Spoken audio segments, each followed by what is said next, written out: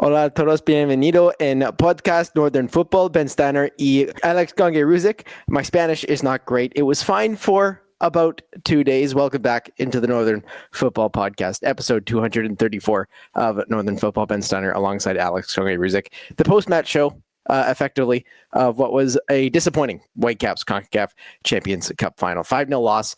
No, you were in Vancouver. I literally just got off the plane from Mexico City.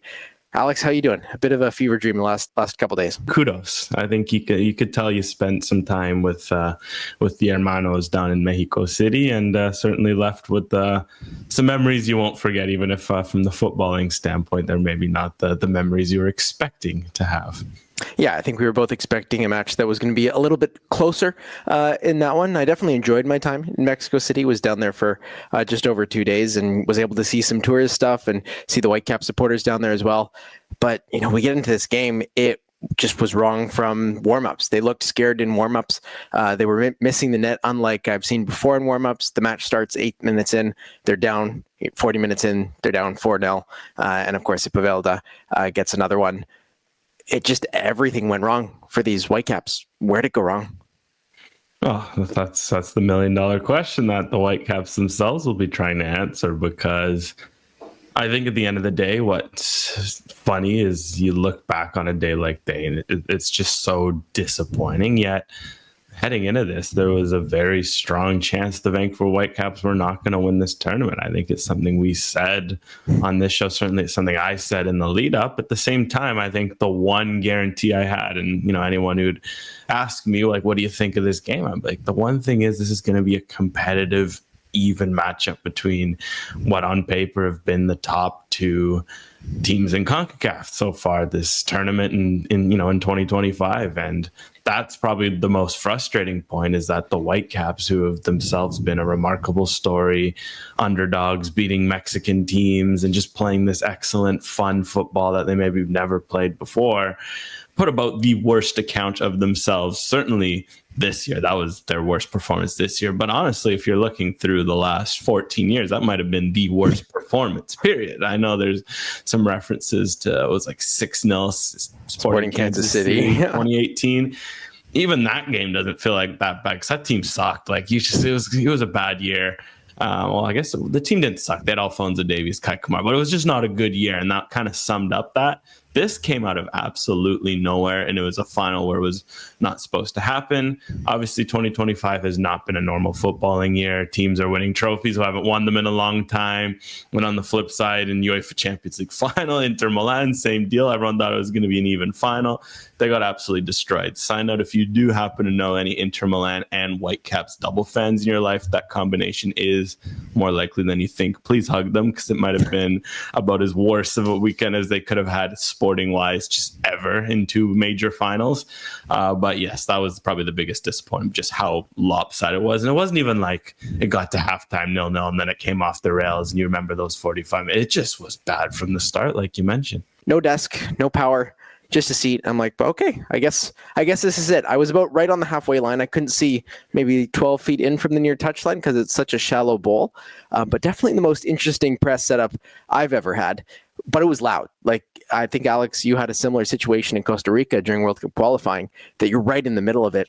I was dodging streamers while trying to write my article before my battery died on my laptop. It was a great atmosphere. Only 33,000. They can't pack that stadium because it's not stable for the full 69,000 anymore. But a great atmosphere. And I think the nearly 1,000 Whitecap supporters are probably still glad they went to that one. I know that I'm glad I went to cover it, even though it didn't come out on the side that many folks from Canada were hoping for. But if we get back into the game a little bit, the Whitecaps had the style that had thrived throughout the season. They had that right side that was thriving with Pedro Vite and Ali Ahmed at points, Jaden Nelson sometimes on that side, Brian White, outstanding up top. The backline had been fantastic. What happened? Like, they couldn't play out of the back last night. Andres Cubas had probably his worst game in a Whitecap shirt. It just all seemed to go incredibly badly right from the start. Yeah, well, I think the big one that stands out is nerves. I think that was clear from the start. I know altitude, it was a big, point of concern, but at the same time, usually you start to notice that as the game wears on, and that right away, like the Whitecaps got a touch on the ball and it was just bobbling, and by minute 8, maybe by then you could have sensed the settle down. And I think the fact that it was Andres Cubas who makes that mistake is another key point, because what we do have to remember is that for guys that are experienced on the pitch, there are a few of them. Sam Adekugbe's played at a World Cup and played in some pretty big games in Europe. I guess, Andres Cubas as well has played in some huge World Cup qualifiers, some atmospheres in South America and Europe. Like, those two are kind of the leaders, right? A lot of the other guys are younger, maybe only have experience within MLS, etc. Tristan Blackman does have the experience of a final, albeit their run with LAFC was when it was COVID and it was behind closed doors.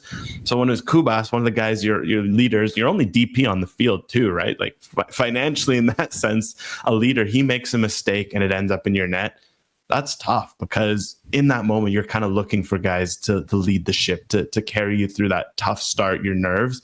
And I feel like that just kind of, from there, they never really recovered. And the fact that Cubas then makes another mistake, if you're the other players, you're thinking, man, like, this is a guy who's played Messi multiple times.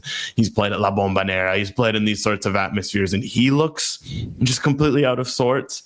I think for me that ended up just being like a roller coaster effect, or like some sort of avalanche effect that they just never recovered from, because they never got in the game. And that for me was surprising, because I could have understood you have a rough 30 minutes, rough 40 minutes, and at some point you settle down and at least make a game of it. The 90 minutes, they never did. Like, genuinely, from player 1 to 18, or I guess you can't say that because not everyone played, but everyone who saw the pitch for the Whitecaps had a bad night. For me, that was just so unprecedented. I think it just started with the fact that they just never eased into the game for whatever reason. Yeah, and I think when you talk about the altitude as well, yes, it is a challenge. I went for a run just to see how it felt, and it felt terrible. I don't know why I did that to myself. It's not a challenge by the 8th minute. It's a challenge by the 60th minute. But, you can't blame that on the slow start. These guys were ready to go. They'd played at altitude before. Maybe you can talk about they should have postponed the Minnesota game and gone there earlier, but I don't think when you look at just overall what happened to the Whitecaps that would have solved anything. Of course, the starting 11 had a little bit of a shift as well. No Sebastian Berhalter available for this one. He was sitting just a few rows behind me with minority owner Steve Nash as well, who made the trip down. Nice to see him. They go with Ngando. They go with Ocampo as well instead of Priso and Laborda. They make the switch quite early as well, as Sorensen just tried to find seemingly anything that worked. But what do you think of the team selection? Yeah, it was a bit of a surprise, because I think the projected lineup, we kind of been saying for the month, Ralph Priso made a lot of sense just because Cruz Azul are very good. You kind of want to, with no Berhalter, I think what's forgotten with Berhalter, how big he's been offensively, right? This Champions Cup run, scoring big goals. He's a monster defensively. Just the stamina, the work rate, the ground he covers, that in its own was arguably what was most missed in this field today. And I think that with JC Ngando, he can bring you stuff on the ball. But I think with the Whitecaps, the fact that they just defensively were not able to cope with the midfield, and like Cruz Azul, kind of funny, like anecdotally, we talked about it, like they were likely to go like a 3-4-2-1 with 2 10s. They went, screw it, we're going 3 10s in the middle. By the way, all of them scored. So like, what a coaching decision from a guy who was allegedly like all but fired before. Like, he made an absolute gutsy call and paid off for him with Faravelli, Rivero, and both scoring, as well as Bogusz, like all 3 10s. And then your striker scores a brace. Like, perfect night tactically from a coach's perspective. So yeah, the Priso one really stood out to me. And even Ocampo versus Laborda, just Laborda, we've kind of seen a lot, is good at 1v1 matchups. He's gone up against the likes of a Denny Bouanga and done well. Ocampo is great going forward defensively. He can kind of lose himself in this game. I don't think Laborda or Ocampo changes this game as much as maybe a midfield tweak would have. But at the same time, again, the Whitecaps went aggressive. And I think in hindsight, that is a call where you wonder if they maybe could have been better off just reining things in a little bit. Do you think if they went a little bit more pragmatic that it would have calmed things down? Because, we can dive into all these tactics and where it went wrong, where the setup went wrong, where the team selection went wrong. Did Sorensen get something wrong in this? But at the end of the day, the players that were on the pitch just did not play a very good soccer game. It's not much more than that. And from what I saw being there, was they just didn't look like they were up for the challenge. They didn't look like they were up for the moment. And regardless of what setup it was, they weren't making a 10-foot pass. This was a game that the Whitecaps just couldn't settle in. The nerves were there from minute 1 to minute 40, and then I guess things kind of calmed down because it seemed like it was a bit over. But this Whitecaps team just, regardless of how they set up, it didn't seem to settle. And it does provide concern, I think, to Whitecap supporters that if this team were to, say, have success through the MLS regular season and make a run to MLS Cup, is this how this team plays in championship games, or are they going to be able to learn from this? How do you think the Whitecaps could have adjusted to actually just play better soccer, like the fundamentals? Yeah, no, that's why I think, again, I saw some discussions. I bring up the Priso one because, again, it's you think about it at the same time, like I said, with Ocampo Laborda. Another one, too, I saw a lot of online is Tate Johnson. Could he have started? Look, none of this is making a difference. At the end of the day, it was a 5-0, like you mentioned, 0 shots, 0 touch. I don't think Tate Johnson, for as excellent as he's been, a 19-year-old rookie, is the difference in this game. So I wanted to put that out there because that did make me chuckle a little in a sense. But you're right. Like, fundamentally, the Whitecaps were just not in their element at all in this game. And it's tough tactically. At the same time, one thing that did stand out is, look, sometimes it's not going to be your night. That's why I think it's too early to judge. If they go to an MLS Cup and there's MLS Cup, like, that's a different story. That's a team against your own league. It's likely going to be in conditions that favor you because, again, like heat, altitude, playing Cruz Azul, et cetera, those were all factors that don't help either. But what stood out was that the Whitecaps never really adjusted either. What was worse is, like, they saw this avalanche coming, like we mentioned, and at no point they tried to get out of the way. What we constantly see is now in the modern game, if your team's up against the ropes a bit, all of a sudden your goalkeeper's hammy's a little tight, time to, bench down, regroup, just look at each other like, what the heck's going on? And at no point the Whitecaps did that. And I think that was so weird to see too, that they were just constantly almost looking at each other like, is someone going to do something about this? Like, what's going on? It was just getting worse and worse. And then the expressions got longer and longer on each of their faces. And then that's something that stood out because, again, you're down 2-0 in the final. You have nothing to lose. A timeout, quote unquote, where your keeper goes down. Maybe you reset the vibes. Maybe you get some sort of momentum. Heck, maybe you throw in a sub almost as like it's something from Jesper Sorensen. You don't want to disrespect any of the players on the pitch, but maybe you throw on a Ralph Priso, be like, look, I made a mistake. We're getting killed.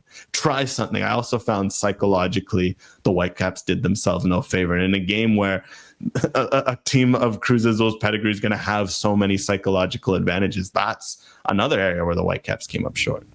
Yeah, early in the match, I thought Yohei Takaoka actually did a good job of kind of managing it. And early, I mean, like, second minute, third minute before it really went off the rails, when it seemed like the Whitecaps were in the game for the 8-minute match that it was. But he took a long time to get his goal kicks. He was taking a long time to just, let the Whitecaps players catch their breath, because what I noticed, at least with the altitude, is it's catching your breath is the issue. It's not being able to get up to speed or anything. It's that recovery time.